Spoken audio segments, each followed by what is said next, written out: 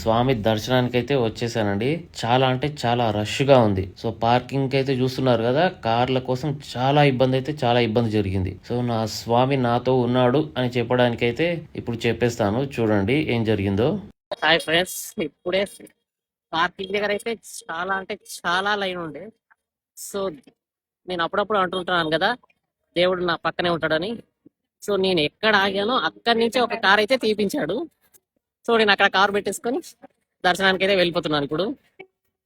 So దేవుడు నాతో ఉన్నాడని చెప్పడానికి ఇది ఒక చిన్న నిదర్శనం. ఆంధ్ర సైడ్ ఇంత బాగుంటుందని నాకైతే తెలియదండి. తెలిస్తే నేను ప్రతిసారి ఇక్కడికే వచ్చేవాడిని. ఇక మీదట ఇక్కడికే వస్తానండి.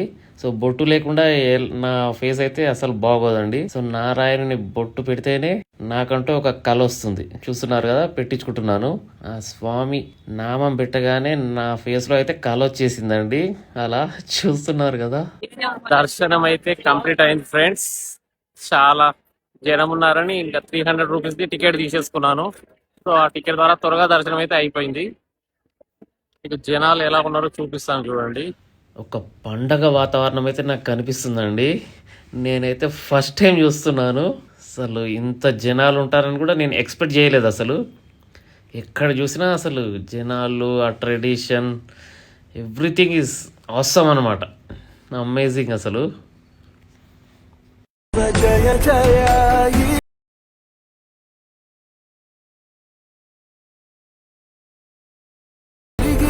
సో మీ అందరికీ తెలుసు కదా, కృష్ణునిలాగే నాకు ఆవులంటే చాలా ఇష్టం అండి.